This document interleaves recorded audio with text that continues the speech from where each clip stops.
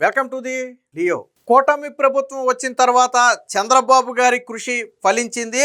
అప్పటి వరకు నష్టాల్లో ఉండి దివాళా తీసే పరిస్థితుల్లో ఉన్నటువంటి విశాఖ స్టీల్ ప్లాంట్కు చంద్రబాబు గారు వచ్చిన తర్వాత కేంద్రంతో సంప్రదింపులు జరిపి కేంద్ర ఉక్కు శాఖ మంత్రిని అలాగే ప్రధాని నరేంద్ర మోదీని ఇద్దరిని ఒప్పించి కొంత ఆర్థిక సహాయాన్ని కేంద్రం నుంచి విశాఖ స్టీల్ ప్లాంట్కి అందించారు. మొదటి ఫేజ్లో భాగంగా ఇప్పటికే దాదాపుగా 11,400 కోట్ల రూపాయల విలువైనటువంటి కేంద్ర సహాయం అనేది విశాఖ స్టీల్ ప్లాంట్కి అందింది. దీంతో ప్రస్తుతం విశాఖ స్టీల్ ప్లాంట్ అనేది నిలకడగా సాగుతుంది. దాదాపుగా 3 బ్లాస్ట్ ఫర్నేజుల్లో వర్క్ అనేది కొనసాగుతుంది. అలాగే కొనుగోలు అమ్మకాలు కూడా స్థిరంగా ఉండటంతో ఇబ్బంది లేదు.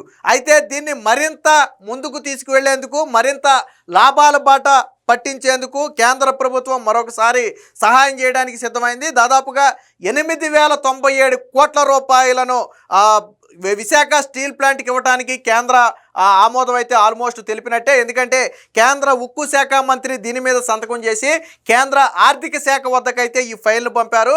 ఆర్థిక శాఖ ఆమోదం తర్వాత అది క్యాబినెట్ ముందుకు వచ్చి ఆ తరువాత దాని సహాయం అనేది రాష్ట్ర ప్రభుత్వానికి రాబోతుంది. అంటే ఒకప్పుడు ఇదే విశాఖ స్టీల్ ప్లాంట్ని జగన్మోహన్ రెడ్డి కబ్జా చేయాలని చూశాడు. కబ్జా చేయటం అంటే ఈ విశాఖ స్టీల్ ప్లాంట్ని ఇక్కడ నుంచి తీసేస్తే ఆ భూముల్లో కొంత నొక్కేయచ్చు అనే ప్రయత్నం అప్పట్లో జరిగింది.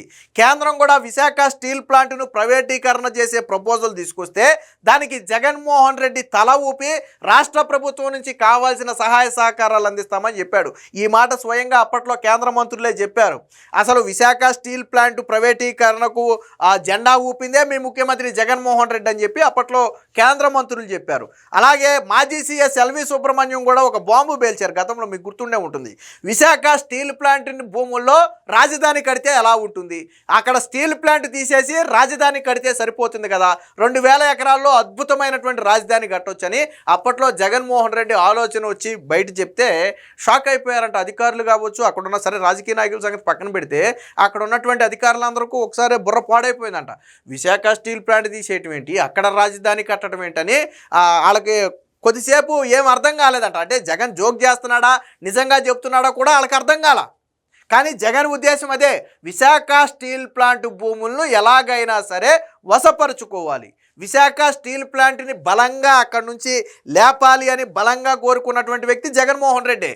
ఏ రోజు కూడా కేంద్ర ప్రభుత్వం మీద యుద్ధం చేయాలి. అప్పట్లో పార్లమెంట్లో జగన్మోహన్ రెడ్డికి బలం ఉంది, కానీ ఏ రోజు విశాఖ స్టీల్ ప్లాంట్ గురించి యుద్ధం చేయాలి. ఇక్కడ మాత్రం లోకల్ ఎంపీలతో విశాఖ స్టీల్ ప్లాంట్కు అనుకూలంగా మాట్లాడించి కేంద్రంలో మాత్రం విశాఖ స్టీల్ ప్లాంట్ ప్రైవేటీకరణ చేసినా మాకేమీ ఇబ్బంది లేదని చెప్పి జగన్ చెప్పాడు. నేను ఇంకోటి కూడా చెప్తా దీనికి ఉదాహరణ.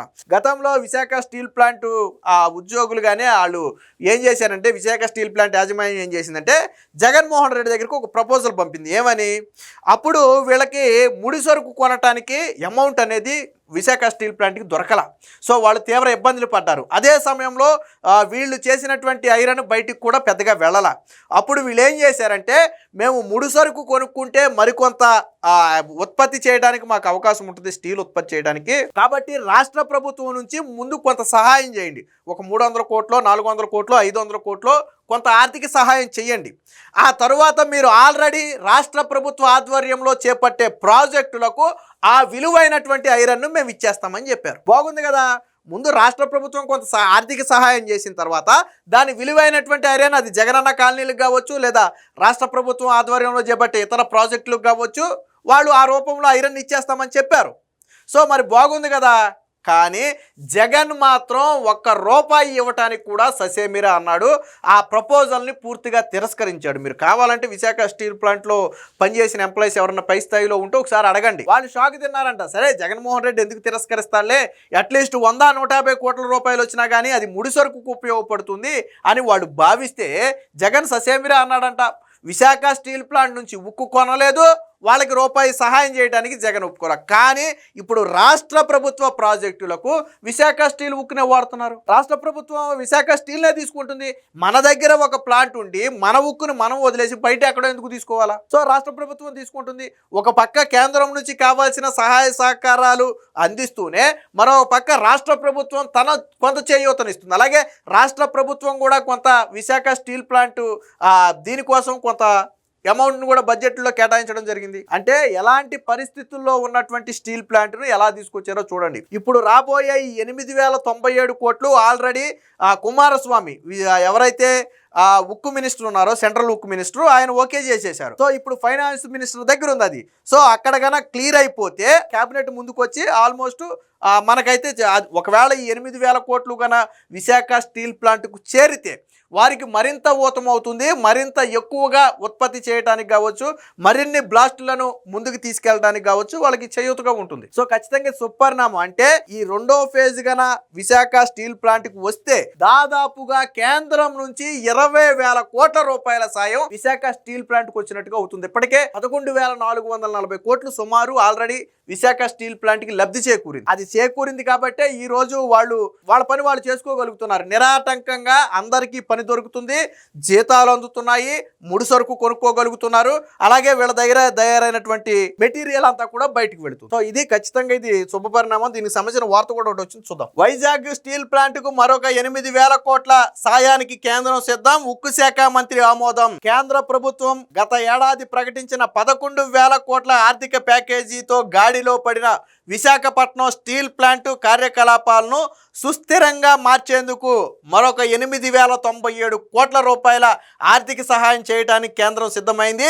ఇందుకు సంబంధించినటువంటి ఫైలు కేంద్ర ఉక్కు శాఖ మంత్రి హెచ్డి కుమారస్వామి క్లియర్ చేసి ఆర్థిక శాఖకు పంపారు. వాస్తవానికి ఇక్కడ ఉక్కు శాఖ మంత్రి దగ్గర ఇది క్లియర్ అయ్యింది అంటే ఇక ఆల్మోస్ట్ ఆటంకం లేనట్టే. అలాగే చంద్రబాబు గారు కూడా నరేంద్ర మోదీ గారితో ఉన్నటువంటి ఆ సాన్నిహిత్యం, ఆర్థిక మంత్రితో ఉన్నటువంటి ఆ సాన్నిహిత్యాన్ని ఉపయోగించుకుని ఈ ఫైల్స్ అన్ని కూడా క్లియర్ చేస్తున్నారు. వాస్తవానికి ఆల్రెడీ ఇప్పటికే 11,000 కోట్లకు పైకి ఇచ్చింది, ఇప్పుడు ఇవ్వాల్సిన అవసరం లేదు. ఇంకా దేశంలో ఇలా ఇవ్వాలంటే చాలా ఉంటాయి, ఉక్కు పరిశ్రమలు కావచ్చు, వేరే పరిశ్రమలు కావచ్చు, దివాళా తీసే పరిస్థితులు చాలా ఉంటాయి. కానీ వాటన్నిటినీ కాదని ఆంధ్రప్రదేశ్కి సాయం అందుతుంది అంటే అది చంద్రబాబు గారి కృషి. ఆయన ఎన్నికల సమయంలో ఒక మాట చెప్పారు, విశాఖ ఉక్కు ఆంధ్రుల హక్కు, అది ఎక్కడికి పోదు. గతంలో కూడా వాజ్పేయి ప్రధానమంత్రిగా ఉన్న సమయంలో కూడా విశాఖ ఉక్కుకు ఎలాంటి ఆపదే వస్తే ఆ రోజు చక్రం తిప్పి విశాఖ ఉక్కును కాపాడినటువంటి చరిత్ర చంద్రబాబు గారిది. ఈ రోజు కూడా విశాఖ ఉక్కు దివాళా తీసే స్థితిలో ఉండి జగన్ లాంటి వ్యక్తుల చేతిలో పడి నలిగిపోతుంటే మళ్ళీ తిరిగి దాన్ని గాడిలో పెట్టినటువంటి చరిత్ర చంద్రబాబు గారిది. అంటే ఆయన ఇచ్చిన మాటకు కట్టుబడి. అంటే గతం గురించి చాలా మందికి తెలియదు, వాజ్పేయి కాలంలో కూడా విశాఖ ఉక్కు తీవ్ర సంక్షోభాన్ని ఎదుర్కొంది. సో ఆ రోజుల్లోనే చంద్రబాబు గారు కేంద్రం నుంచి పెద్ద ఎత్తున మద్దతు తీసుకొచ్చి విశాఖ ఉక్కును కాపాడారు. ఆ తర్వాత తిరుగులేని శక్తిగా దాని అంతటికి అదే ఎదిగింది. తర్వాత కొన్ని పరిస్థితుల కారణంగా కొద్దిగా ముడి సరుకు కొనలేని పరిస్థితి, జీతాలు చెల్లించలేని పరిస్థితి వచ్చింది. జగన్ వచ్చిన తర్వాత ఈ కష్టాలను మరింత ఎక్కువ చేశాడు. రాష్ట్ర ప్రభుత్వం నుంచి సహాయం అందించకపోగా కేంద్రం నుంచి కూడా ఎటువంటి సహాయం తీసుకురాలి. కేంద్రం మట్టుకు నువ్వు అడగకుండా ఎందుకు ఇస్తుంది? ఈ రోజు చంద్రబాబు గారు అడగకుండా కుమారస్వామినే తీసుకోండి, మీ విశాఖ ఉక్కుకి 8,000 కోట్లు తీసుకోండి అని ఇస్తున్నాడా? అది ఏమన్నా 1-2 కోట్ల ఇవ్వడానికి 8,000 కోట్లు. అది చంద్రబాబు గారు విశాఖ ఉక్కును సుస్థిరం చేస్తామని చెప్పారు. దానిలో భాగంగానే ఇప్పుడు మరొక 8,000 కోట్లు తీసుకొస్తున్నారు. సో అది చిత్తశుద్ధి అంటే అలా ఉండాలి. ఆర్థిక శాఖ వ్యయ విభాగం పచ్చ జెండా ఊపిన వెంటనే ఇది కేబినెట్ ముందుకైతే వెళ్లే అవకాశం ఉంది, చూద్దాం. కేంద్ర మంత్రివర్గం ముందుకు వెళ్లనున్నట్టుగా తెలిసింది. ప్రస్తుతం 3 బ్లాస్ట్ ఫర్నేజీలు ప్రారంభంతో ప్లాంట్ కార్యకలాపాలు స్థిరంగా కొనసాగుతున్నాయి. ఉక్కు ఉత్పత్తి, అమ్మకాలు కూడా పెరిగాయి.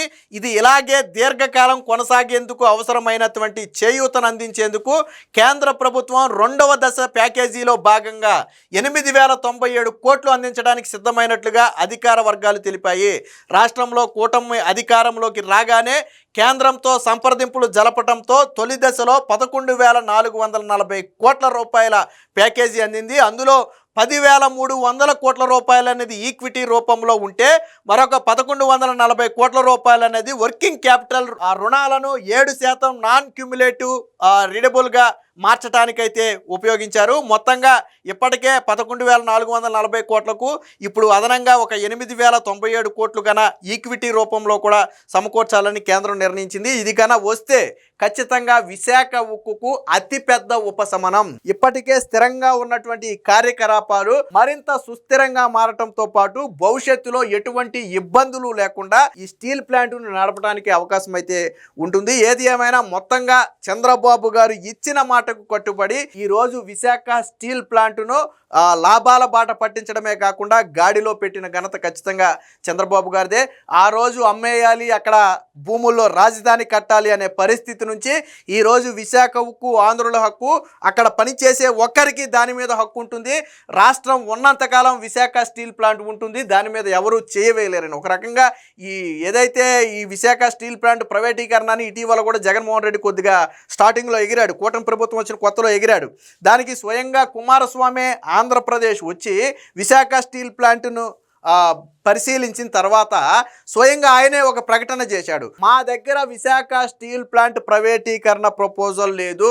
చంద్రబాబు గారు విశాఖ స్టీల్ ప్లాంట్ కోసం కేంద్రం వద్ద గట్టిగా పోరాడారు. దానికి అవసరమైన సహాయ సహకారాలు అందించడానికి నరేంద్ర మోదీ గారు కూడా సిద్ధంగా ఉన్నారు. అందులో భాగంగానే నేను ఈరోజు ఇక్కడికి వచ్చానని చెప్పి స్వయంగా ఉక్కు శాఖ మంత్రి గతంలో చెప్పిన తర్వాత వైసీపీ నోళ్లు మూసింది. సో నిజంగా విశాఖ స్టీల్ ప్లాంట్ను దివాళా తీయించాలి, అమ్మాలి అనుకుంటే నీకు కేంద్రం నుంచి రూపాయి రాకుండా అడ్డుకుంటే చాలు. కానీ దాన్ని సుస్థిరం చేయాలనే ఉద్దేశం ఈరోజు చంద్రబాబు గారికి ఉంది. ఏది ఏమైనా మొత్తంగా కూటమి ప్రభుత్వం వచ్చిన తర్వాత విశాఖ స్టీల్ ప్లాంట్ లాభాల బాట పట్టింది అనేది మాత్రం వాస్తవం. Please subscribe to Leo news for more videos.